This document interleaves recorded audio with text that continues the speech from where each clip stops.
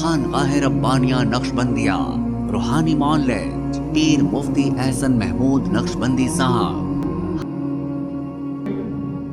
4 اعمال کرنے کی تاکید فرمائی ہے کہ جب رمضان مبارک کا مہینہ شروع ہوگا میرے اور آپ کے ذہن میں یہ بات ہونی چاہیے کہ ہم نے اس سے پہلے کیا کرنا ہے، رمضان مبارک میں کن اعمال کی پابندی کرنی ہے، کن اعمال کے اندر اپنا وقت لگانا ہے۔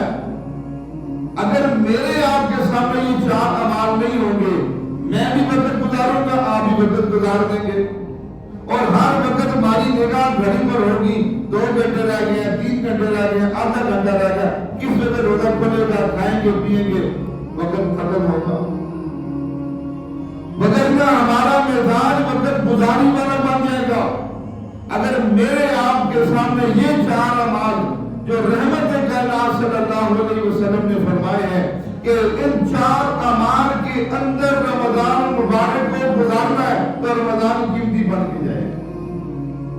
پہلا عمل فرمایا رمضان مبارک میں کثرت سے استغفار پڑھنی ہے، استغفار کثرت کے ساتھ کرنی ہے۔ اس لیے حضور پاک صلی اللہ علیہ وسلم نے فرمایا توبہ لمن وجد فی صحیفتہ استغفارا کثیرا۔ کل قیامت کا دن محشر کا میدان لگا ہوگا، اللہ کی عدالت انصاف میں اس شخص کو پیش کیا جائے گا اور اس کو خوشخبری سنائی جائے گی کہ جس کے اعمال نامہ میں کثرت سے استغفار ہوگی، کثرت کے ساتھ استغفار ہوگی، اللہ پاک اس کو اس بات کی خوشخبری سنائیں گے کہ تو کثرت سے استغفار کرنے والا تھا۔ اور استغفار ندامت کی علامت ہے، اپنی معصیت پر شرمندگی کی علامت ہے کہ اللہ میں تجھے ناراض کرتا رہا، تیرے حکموں کو توڑتا رہا، نبی مکرم صلی اللہ علیہ وسلم کے طریقوں کو چھوڑتا رہا، یہ بہت ظلم عظیم کیا، میرے مولا کو مجھے معاف کر دے۔ یہ اپنی معصیت پر ندامت کی علامت ہے استغفار کرنا۔ اس لیے یاد رکھیے استغفار 2 طرح کی ہے، عام استغفار، عام استغفر اللہ استغفر اللہ استغفر، ایک ہے خاص استغفار۔ عام استغفار سے گناہ صغیرہ معاف ہوں گے، خاص استغفار کے ساتھ اسے توبہ کہتے ہیں، اس توبہ کے ساتھ گناہ کبیرہ معاف ہوں گے۔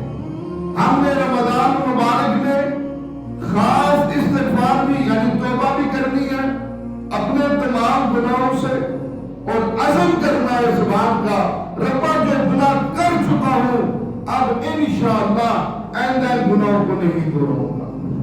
اور یاد رکھیے ایک فارمولہ ہے رمضان مبارک کی برکتوں کا، رحمتوں کا، جو شخص رمضان مبارک میں سچے دل کے ساتھ جس گناہ سے توبہ کرتا ہے اللہ موت تک استقامت دیتے ہیں۔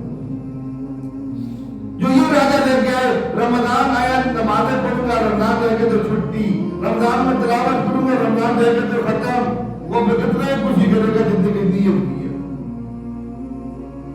تو سب سے پہلی چیز رحمت عالم صلی اللہ علیہ وسلم نے فرمائی کثرت کے ساتھ استغفار کرنا، یہ پہلا عمل ہے رمضان مبارک کا جو میں نے اور آپ نے یاد رکھنا ہے۔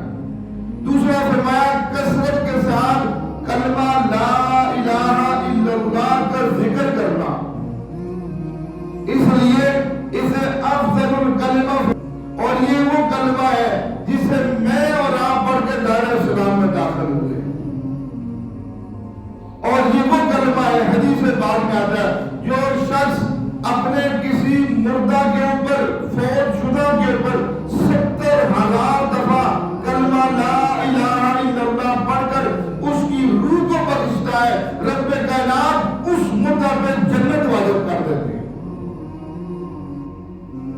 اس لیے کثرت کے ساتھ کلمے کا ذکر کرنا، ہر وقت ہماری زبانوں کے اوپر ایک کلمے کا ذکر جاری ہو، اہتمام کے ساتھ اس کا ذکر کرنا، اور جتنی کثرت کے ساتھ ذکر کیا جائے گا، اہتمام کے ساتھ ذکر کیا جائے گا، اللہ جل شانہ اتنا اجر عطا فرمائے گا آپ کو۔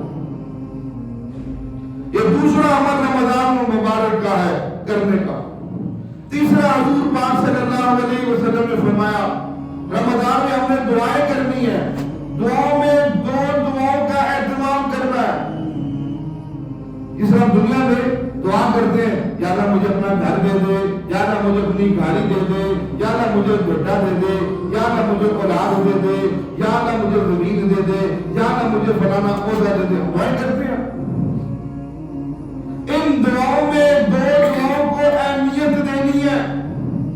ٹھیک ہے، گھر بھی مانگے، زمینیں بھی مانگے، جائیداد بھی مانگے، عہدے بھی مانگے، ڈگریاں بھی جو دل نہ مانگے، لیکن ان میں دو دعاؤں کا اہتمام اور کثرت کرنی ہے۔ پہلی دعا کیا ہے؟ آپ صلی اللہ علیہ وسلم فرمایا جنت کی طلب کرنی ہے۔ اے اللہ جو تو نے ہمارے لیے مہمان خانہ بنایا ہے جس کا نام جنت رکھا ہے، اے اللہ ہمیں جنت الفردوس نصیب فرما، اے اللہ ہمیں جنت الفردوس نصیب فرما دے، اے اللہ جنت میں جنتیوں کے جوتوں میں جگہ عطا فرما دے، جہنم کی طرف نہ لے جانا میرے مولا۔ تو پہلی دعا جنت کی طلب، دوسری دعا جہنم سے پناہ مانگنی ہے کہ اے اللہ یہ جہنم تیری ناراضگی کی جگہ ہے، تیرے غصے کی جگہ ہے، اے اللہ تو ہمیں سے پناہ نصیب فرما، اے جہنم سے تو اے اللہ تو ہماری حفاظت فرما۔ تو جہنم سے پناہ مانگنا اور جنت کی طلب کرنا، اس کی ترغیب دی ہے آپ صلی اللہ تبارک و تعالی علیہ وسلم نے، جو کثرت سے رمضان مبارک کے مہینے میں نے اور آپ نے اپنی دعاؤں کے اندر اس بات کو شامل کرنا ہے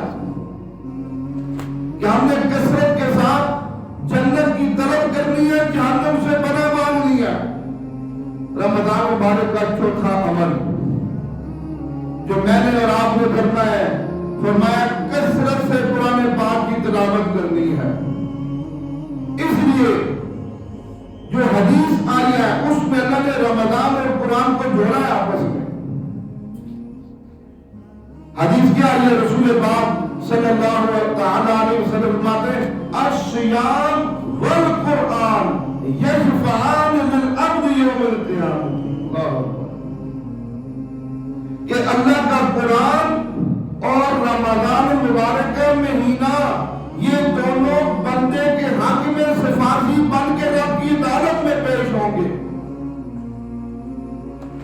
رمضان کے گئے ربی انی مناکم طعاما فی النہار، اللہ دن بھر اس کو کھانے کو نہیں کرتا تھا، پینے کو نہیں کرتا تھا، میں نے اس کو تیری رضا اور تیری محبت میں روک کے رکھا، فشفع میری سفارش قبول فرما دی۔ پھر قرآن کہہ گیا ربی انی مناکم نوم بالنہار، دن بھر کا تھکا تھا، رات کو مسجد میں آ کے تراویح کی نماز کا اہتمام کیا اور تراویح کی نماز پڑھی، گھنٹہ ڈیڑھ تیرا قرآن سنا اور دن بھر بھی تیرے قرآن کی تلاوت کرتا تھا، اے اللہ میں اس کی سفارش کرتا ہوں تو اس کے آدمی میری سفارش قبول فرما۔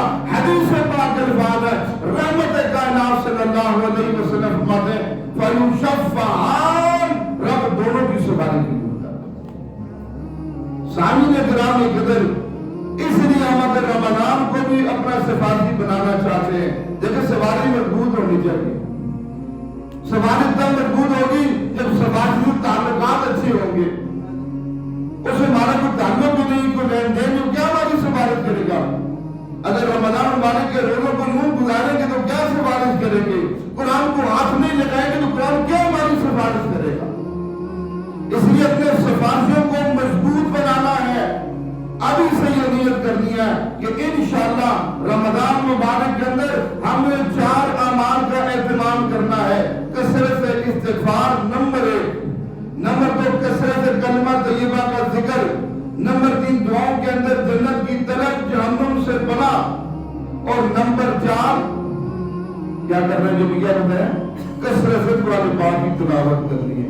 سارا روز کا اہتمام کریں گے، میں بھی نیت کرتا ہوں، آپ بھی نیت کریں اس لیے جس طرح دنیا کے نظم ہم مقرر کرتے ہیں، پہلے سے سارے معاملے طے کرتے ہیں، ہم رمضان کے بھی نظم کو مقرر کریں، پہلے سب نے سارے معاملے طے کر کے رکھیں، جیسے رمضان کا مہینہ آئے ہم اپنے آپ کو تیار رکھیں اور ان اعمال میں لگ دیں۔ اللہ پاک کی بارگاہ میں دعا ہے اللہ جل شانہ مجھے آپ کو عمل کرنے کی توفیق نصیب فرما دے۔ وآخر دعوانا ان الحمدللہ۔ ہمارے ہاں جادو، جنات، بندش اور نظر بد کا شافی علاج قرآن و سنت کی روشنی میں کیا جاتا ہے۔